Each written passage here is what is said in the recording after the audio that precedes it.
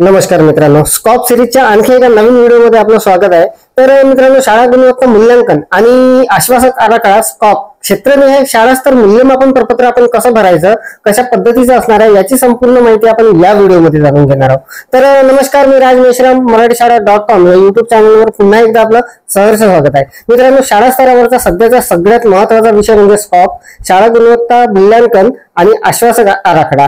या अंतर्गत मित्रांनो बरेचसे व्हिडिओ आपण बघितलेले आहे, काही वेळापूर्वी सुद्धा एक व्हिडिओ आपण बघितलेला आहे आणि या व्हिडिओमध्ये आपण क्षेत्रनिहाय शाळा स्तर मूल्यांकन प्रपत्र कसं असणार आहे, आपल्याला ते भरून ठेवावं लागणार आहे, कारण आपल्या शाळेचं मूल्यमापन आपल्याला करायचं आहे, ऑनलाईन सर्व माहिती भरायची आहे त्या पोर्टलवर आणि ते प्रपत्र सुद्धा आपल्याला भरून ठेवायचं आहे। तर ते प्रपत्र कशा पद्धतीचं असणार आहे, कशा पद्धतीने आपल्याला भरायचं आहे याची संपूर्ण सविस्तर माहिती या व्हिडिओमध्ये आपण जाणून घेणार आहोत। अत्यंत महत्त्वाचा व्हिडिओ होणार आहे, त्यामुळे व्हिडिओला स्किप न करता पूर्ण बघा। चॅनलवर जर नवीन असाल तर चॅनलला सबस्क्राईब करायला विसरू नका आणि व्हिडिओ जर आवडला तर व्हिडिओला लाईक व शेअर करा। चला तर मग सुरू करूया।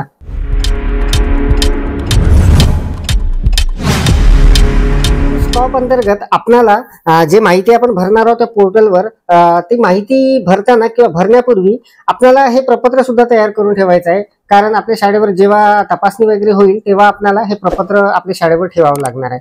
तर हे अत्यंत महत्त्वाचं असणार आहे, कारण आपण जी काही माहिती ऑनलाईन करणार आहोत ती संपूर्ण तो जो डाटा असणार आहे, आपण नेमकं कोणत्या क्षेत्रामध्ये, कोणत्या उपक्षेत्रामध्ये, कोणत्या मानकामध्ये, कोणत्या स्तरावर आपण माहिती भरलेली आहे याचा संपूर्ण हा डाटा असणार आहे, हे प्रपत्र असणार आहे। तर बघा, शाळा गुणवत्ता मूल्यांकन आणि अधिकृती आराखडा शाळा स्तर मूल्यमापन प्रपत्र। तर शाळेचं नाव, केंद्राचं नाव, तालुका, जिल्हा येणार आहे आणि येतं क्षेत्रनिहाय मित्रांनो यामध्ये आपल्याला हे संपूर्ण भरून घ्यायचं आहे। तर मित्रांनो, आपल्याला जर आठवत असेल तर 3 वर्षापूर्वी आपण शाळा सिद्धी म्हणून एका पोर्टलवर माहिती भरत होतो, आपल्या शाळेचं स्वयं मूल्यमापन आपण शाळा सिद्धी या पोर्टलवर करत होतो। तर त्याच पद्धतीचं हे असणार आहे। 3 वर्षानंतर आता हे दुसरं एक पोर्टल शासनाकडून तयार करण्यात आलेलं आहे आणि यामध्ये थोडी जास्त माहिती आपल्याला भरावी लागणार आहे स्वयं मूल्यमापन करण्यासाठी। तर असो, तो आपला विषय नाही, परंतु हे अत्यंत महत्त्वाचं असणार आहे। शाळा मूल्यमापन प्रपत्र जे आहे स्कॉप अंतर्गत हे अत्यंत महत्त्वाचं आहे आणि हे आपल्याला कशा पद्धतीने भरायचं आहे याची माहिती आता आपण जाणून घेणार आहोत। आणि सोबतच मित्रांनो, हे प्रपत्राची पीडीएफ जी आहे ती आपल्याला कुठून मिळणार हे सुद्धा मी व्हिडिओच्या शेवटी आपल्याला सांगणारच आहे। तर बघा, हे जे प्रपत्र आहे हे पूर्णपणे अजूनपर्यंत मी भरलेलं नाही, परंतु आपल्याला हे पाहिल्यानंतर सर्व लक्षात येणार आहे कशा पद्धतीने आपल्याला भरायचं आहे।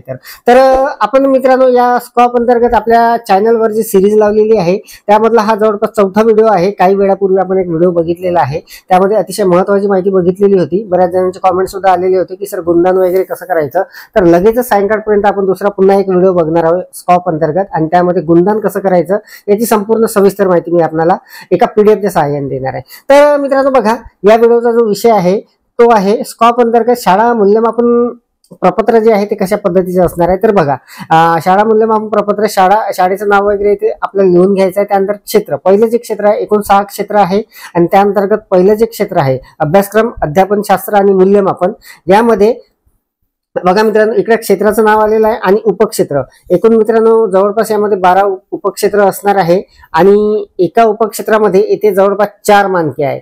तर मित्रांनो खूप डिटेल माहिती आहे यामध्ये। तर बघा, यामध्ये आता जसं आता हे पहिलं क्षेत्र, यानंतर उपक्षेत्र जे आहे यामधलं पहिलं ते आहे अभ्यासक्रम नियोजन। यामध्ये मानके जे आहे 1.1.1 ते 1.1.4 पर्यंत, म्हणजे 4 मानके आहे या उपक्षेत्रामध्ये। आणि यामध्ये बघा आता 4 स्तरामध्ये आपल्याला आपली माहिती येणार आहे आपली।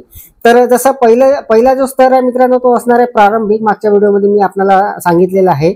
पहिला स्तर असणार आहे प्रारंभिक, दुसरा जो स्तर असणार आहे तो असणार आहे प्रगतशील, तिसरा जो स्तर असणार आहे तो असणार आहे मित्रांनो प्रगत आणि चौथा जो असणार आहे तो असणार आहे प्रवीण। म्हणजे जर आपण 4थ्या स्तरावर असाल तर आपण आपल्या शाळेच्या उच्च स्तरावर असणार आहात आणि पहिल्या जर स्तरावर असाल तर ते आपल्या शाळेची सुरुवात असणार आहे आपल्या त्या क्षेत्रांतर्गत। तर बघा, जर आपण आता एक उदाहरण घेऊ, हे पहिलं क्षेत्र उपक्षेत्र आहे अभ्यासक्रम नियोजन, मानक आहे 1.1.1।